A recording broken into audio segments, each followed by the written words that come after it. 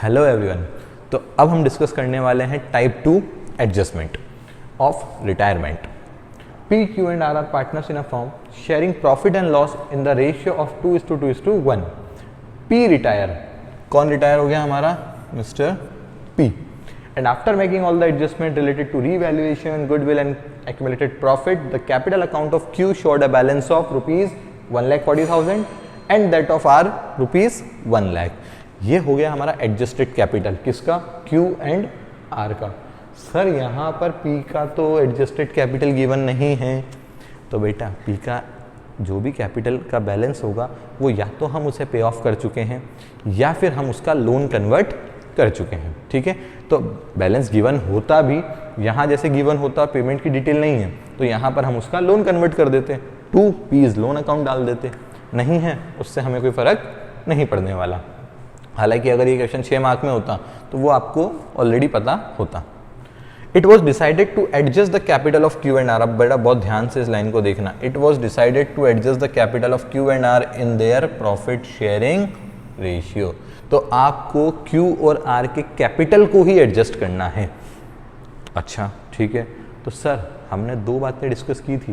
मैंने आपको कहा था एडमिशन का टाइप 1 छोड़ के बाकी सभी एडजस्टमेंट्स के अंदर सिर्फ 2 बातों पे हमें फोकस करना है। पहला, न्यू प्रॉफिट शेयरिंग रेशियो, बात करते हैं।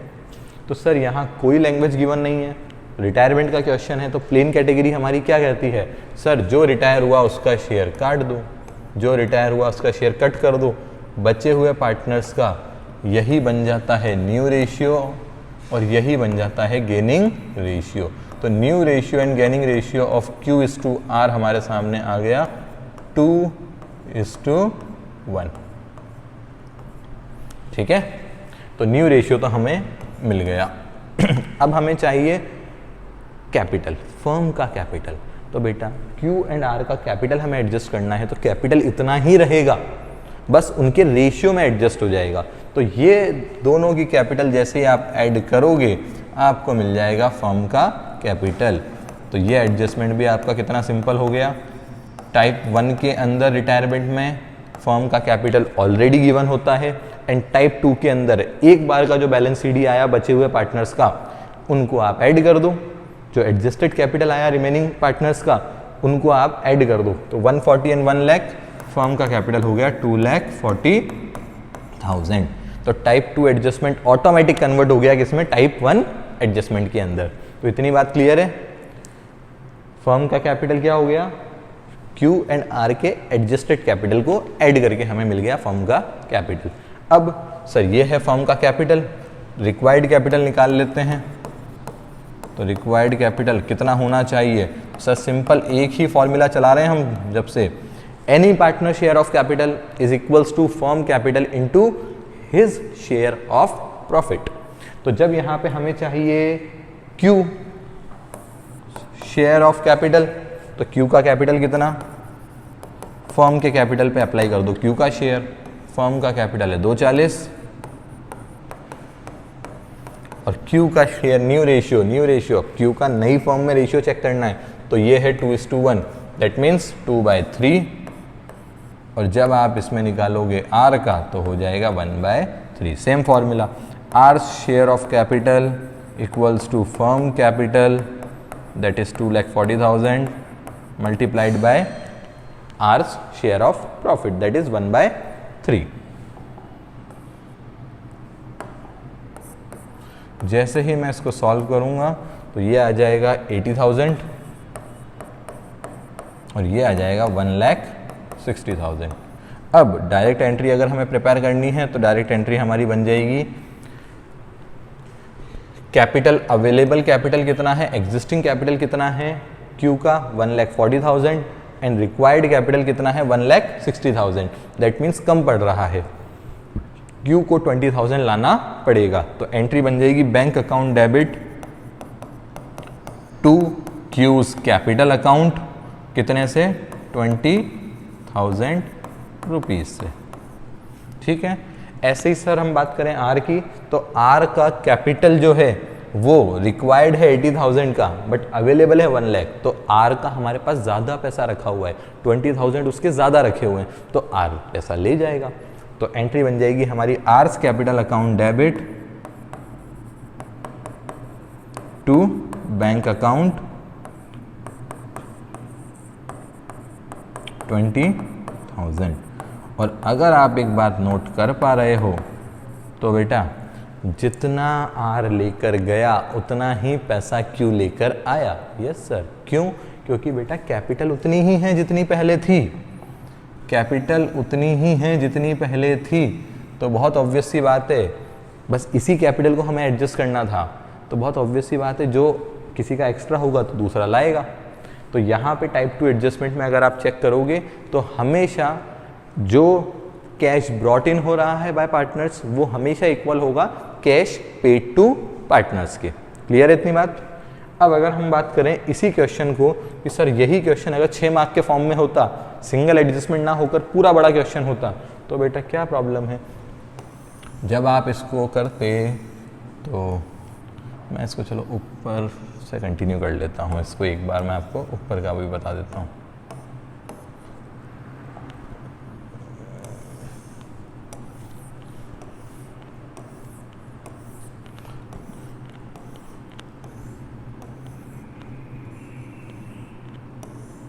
ये P Q R P Q and R, ये पर्टिकुलर्स हो गया हमारा, ये भी हमारा इधर हो गया पर्टिकुलर्स। ये क्रेडिट साइड, ये डेबिट साइड। हम प्रिपेयर क्या कर रहे हैं? Partners capital account. तो जब बड़ा क्वेश्चन आप सॉल्व करोगे पहले तो बना दोगे आप क्या? रीवैल्यूएशन अकाउंट, ठीक है। उसके बाद जैसे ही आप कैपिटल अकाउंट ड्रॉ करोगे यहाँ आ जाएगा by balance brought down, opening balance. उसके बाद सबसे पहले हम रीवैल्यूएशन प्रॉफिट या लॉस को ट्रांसफर कर देंगे। प्रॉफिट होगा तो वो इधर लेफ्ट में शो होगा, लेफ्ट का राइट कर देना बाय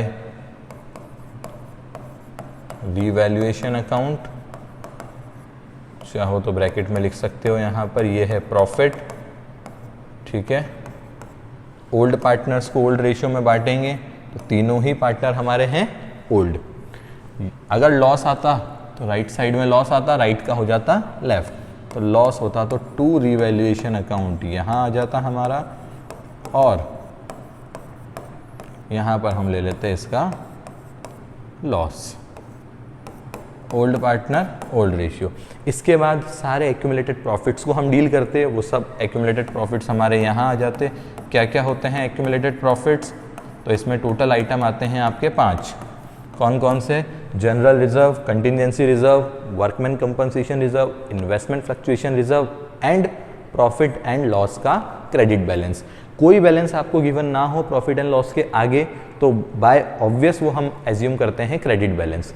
अगर आपको प्रॉफिट एंड लॉस का बैलेंस गिवन है बैलेंस शीट के अंदर तो असेट साइड गिवन है तो वो लॉस होता है, डेबिट बैलेंस कहलाता है, और लाइबिलिटी साइड गिवन होता है तो वो पॉजिटिव बैलेंस, वो प्रॉफिट कहलाता है, दैट मीन्स वो होता है क्रेडिट बैलेंस। एक्यूमुलेटेड लॉसेस को हम डेबिट साइड लिख देते हैं। Again old partner old ratio, सारे ही पार्टनर क्या हैं हमारे? ओल्ड पार्टनर्स हैं, ठीक है। इसके बाद हमें क्या करना होता है? इसके बाद अगर कोई अदर एडजस्टमेंट है तो उसे हम डील करेंगे। परचेज गुडविल है तो उसे हम यहाँ लिख देंगे टू गुडविल अकाउंट। ये परचेज्ड वाली है जो कि हमें बैलेंस शीट के अंदर दिखती है, ठीक है। जो बैलेंस शीट के अंदर अपीयर हो रही है ये वो गुडविल है। एंड सेल्फ जनरेटेड गुडविल, जिसका हमें इंडिकेशन कैसे मिलता है? वैल्यू डेट के ऊपर। क्वेश्चन में लिखा है goodwill is valued, that means ये है सेल्फ जनरेटेड गुडविल। इसके लिए हमें एंट्री बनानी पड़ती है special entry, gaining partner capital account debit to sacrificing partner capital account. तो उसको हम अकॉर्डिंगली डील कर लेंगे। इसके बाद सर जो बैलेंस निकलता है, इसके बाद जो बैलेंस निकलता है वो कहलाता है हमारा एक बार का बैलेंस सीडी। इसके बाद जो हमारा बैलेंस निकला वो हो गया एक बार का बैलेंस सीडी। तो यहाँ आ जाएगा टू बैलेंस कैरिड डाउन, और इसे ही हम कहते हैं एडजस्टेड कैपिटल, ठीक है। अब यही बैलेंस हमारा जो लेफ्ट में था ये बैलेंस हमें कंटिन्यू करना है, ये वाला बैलेंस हमें कंटिन्यू करना है यहाँ बाय बैलेंस ब्रॉट डाउन। तो सभी वीडियोस में जो मैंने डिस्कस किया वो इस बैलेंस की बात की है। ओपनिंग बैलेंस अलग होता है और ये कहलाता है आपका एडजस्टेड कैपिटल। तो हमारे क्वेश्चन में सर बात करते हैं, सर यहाँ पे पी का कैपिटल गिवन नहीं था, उसका हमने लोन कन्वर्ट कर दिया होगा। चाहते आप तो यहीं ऊपर ही आप लिख सकते थे 2 पीज लोन अकाउंट और यहीं पे इसको ख़त्म कर सकते थे। चाहते तो बैलेंस को आगे कंटिन्यू करके यहाँ भी नीचे इसको डील कर सकते थे। अब बैलेंस हमें कितना गिवन है, पी का है 1,40,000 एंड आर का है 1 लाख रुपीज़। ये एडजस्टेड कैपिटल है। रिक्वायर्ड कैपिटल हमने अभी निकाल लिया जो कि है 1,60,000 एंड 80,000। तो ये रिक्वायर्ड कैपिटल हो गया हमारा फाइनल कैपिटल। इसको हम यहाँ लिख देंगे, to balance carried down 1,60,000, sorry ये क्यू एंड आर का है, कोई बात नहीं।